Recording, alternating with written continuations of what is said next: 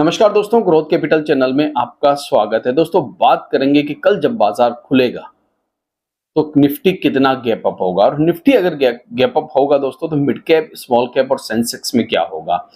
दोस्तों ट्रम्प साहब के टैरिफ को पोज करने के बाद आज यूरोपियन मार्केट में, पूरी दुनिया भर के मार्केट में कल रात को भी बड़ी तूफानी तेजी हमने देखी। आज हमारा मार्केट बंद था और महावीर जयंती के उपलक्ष्य में बाजार को बंद रखा गया। दोस्तों आप सभी को महावीर जयंती की हार्दिक शुभकामनाएं।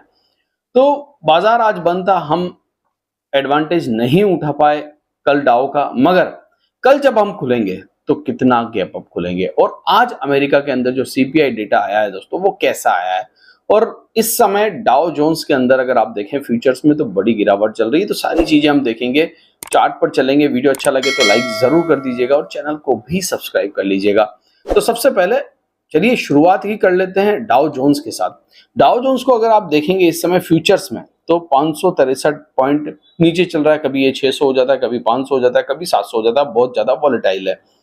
वहीं आप देखेंगे विक्स को तो 8% उछल गया है, इसीलिए मैं कह रहा हूं बहुत ज्यादा वॉलेटाइल है। यूएस टेक नेस्डेक की बात करूं तो 470 पॉइंट के आसपास नेस्डेक जो है वो गिरा हुआ है। 2.5% के आसपास नेस्डेक में बड़ी गिरावट है। मगर यूरोपियन मार्केट को अगर आप देखेंगे तो पूरी दुनिया की यूरोपियन मार्केट में जबरदस्त तेजी आपको देखने को मिल रही। मतलब हर एक इंडेक्स 7%, 5%, 4% से ज्यादा ऊपर चला गया है। निकाई 6.5% ऊपर है दोस्तों। सबको फायदा हुआ है, इसीलिए आज सब में तेजी है। दोस्तों तेजी कितनी हो सकती है, सबसे पहले हम इन्फ्लेशन की बात करें। यूएस का इन्फ्लेशन का डेटा आया, सीपीआई डेटा आया और ये काफी स्ट्रॉन्ग डेटा है दोस्तों। क्यों स्ट्रॉन्ग है उसके पीछे की वजह भी मैं बताऊंगा, मगर एक चीज और याद रखिएगा, आज ये स्ट्रॉन्ग है मगर आगे चलकर अगर ये टैरिफ वॉर बढ़ता है तो इसमें दिक्कत आ सकती है। देखिए एक्चुअल कितना आया है 2.4, फोरकास्ट कितना था 2.6 और प्रीवियस कितना था 2.8। और यहां पर भी आप कोर इन्फ्लेशन भी देखेंगे, एक्चुअल 0.1 आई है, फोरकास्ट कितनी थी 0.3 और प्रीवियस कितनी थी 0.2। मतलब हर महीने में सीपीआई इन्फ्लेशन डेटा अच्छा आया है, मतलब महंगाई जो है वो कम हो रही है। कल हमने देखा डाउ में बड़ी हमें तेजी देखने को मिली। रात को मैंने आपको वीडियो बना के बताया भी था दोस्तों कि जबरदस्त न्यूज थी। और दोस्तों उस न्यूज के बाद 2008 के बाद स्टॉक मार्केट में सबसे बड़ी तेजी सिंगल वन डेज में अगर आई है तो वो कल आई है दोस्तों। 2008 के बाद मार्केट ने ऐसा समय कभी देखा नहीं दोस्तों।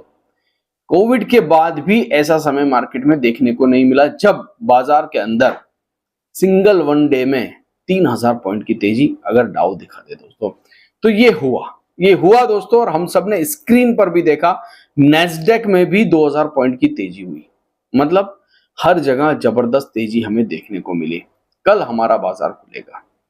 अब बहुत सारे लोग कहेंगे कि बस अब तेजी होने लगेगी। दोस्तों देखिए, स्टॉक मार्केट जब कल खुलेगा सबको पता है, स्वाभाविक सी बात है, हम 23,000 के ऊपर खुलेंगे। मगर एक्चुअल हडल जो है ना दोस्तों, वो 23,200 के बाद स्टार्ट होता है।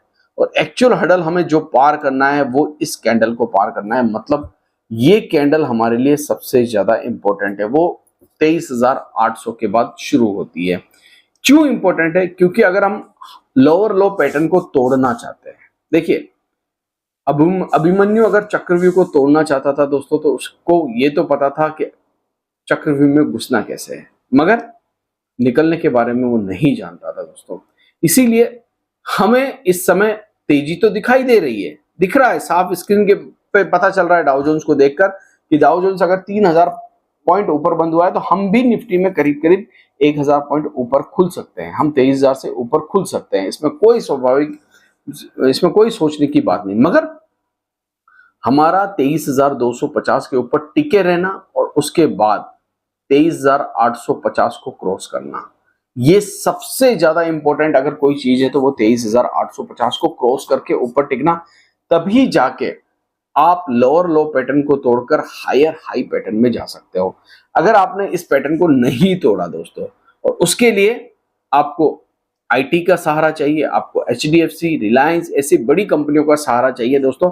किसी प्रकार से कोई रिकमेंडेशन नहीं है यहाँ पर, याद रखिएगा। मैं वीडियो सिर्फ इंफॉर्मेशन और एजुकेशन पर्पस के लिए बना रहा हूँ, तो याद रखिए किसी प्रकार से कोई रिकमेंडेशन नहीं दे रहा हूं। मगर सेंसेक्स अगर मैं सेंसेक्स की बात करूं दोस्तों, तो सबसे पहले सेंसेक्स जो है वो बड़े पड़ाव को तब क्रॉस करेगा दोस्तों जब गैप को फिल कर देगा। अब गैप को फिल कर रहा है दोस्तों और हमें ऊपर निकलना है 76,000, मतलब हमें करीबन करीबन इसमें भी 3,000 3,500 पॉइंट की तेजी चाहिए और ऊपर टिकना भी चाहिए।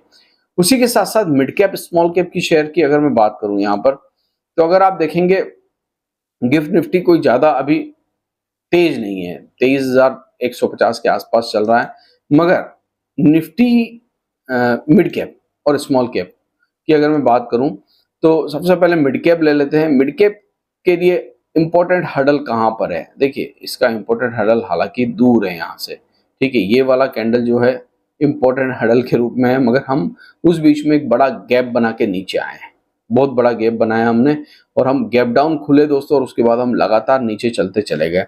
तो ये जो गैप फिल हो रहा है इस समय, ये जो गैप फिल हो रहा है, तो आपको मान के चलना है कि हमें 51,600 के लेवल पर मिड कैप को टिकाना है। अगर हम मिड कैप को 51,600 के लेवल पर टिका लिए तो शायद आगे हमें एक तेजी देखने को मिल जाए।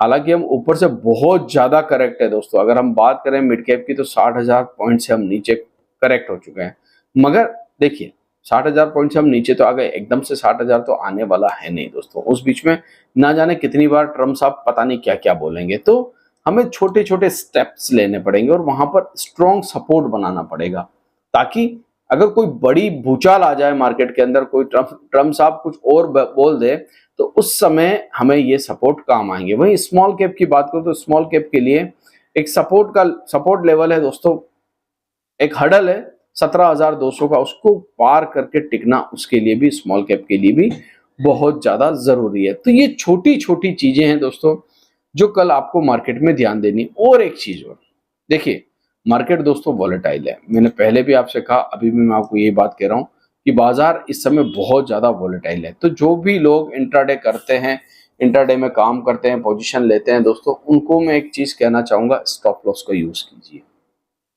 अब देखिए, ट्रिगर हो जाएगा तो हो जाएगा, मगर अगर मान लीजिए आप कल के लिए नहीं, ये कल के लिए नहीं है, मतलब कहने का मतलब ये हमेशा के लिए है, क्योंकि अभी ट्रम्प साहब कुर्सी पर बैठे हैं, वो कब कौन सी न्यूज डाल दे दोस्तों कुछ कह नहीं सकते हैं।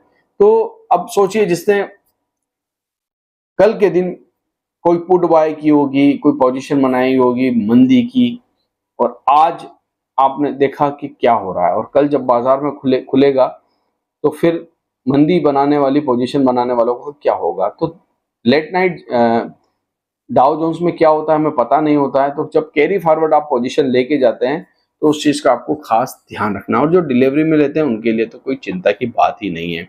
तो फिलहाल मुझे लगता है निफ्टी 1,000 पॉइंट के आसपास गैप अप करने वाला है कल, और इस 1,000 पॉइंट में जरूरी नहीं है पूरा का पूरा टिक जाए, हो सकता है ऊपरी लेवल से आपको मुनाफा वसूली भी देखने को मिल सकती है। तो ऊपरी लेवल से जब मुनाफा वसूली निफ्टी में आएगी दोस्तों, तो याद रखिएगा कि निफ्टी का जो लेवल है जहां पर हमने क्लोजिंग दी है वहां से काफी ऊपर है, तो 22,950 को निफ्टी को सपोर्ट लेना है। जब 23,000 पे मान लो खुलता है, तो अभी तो बहुत नीचे है वहां से, मगर मैं कह रहा हूं अगर मान लीजिए 23,000 पे खुलता है और उसके बाद 22,950 को निफ्टी को सपोर्ट लेना बहुत जरूरी है, तभी स्ट्रॉन्ग जो है ऊपर निफ्टी आने वाले समय में जा पाएगा। आशा करता हूँ ये वीडियो आपको अच्छा लगा होगा, अगर अच्छा लगा है तो इसे लाइक जरूर करिएगा। थैंक यू, धन्यवाद।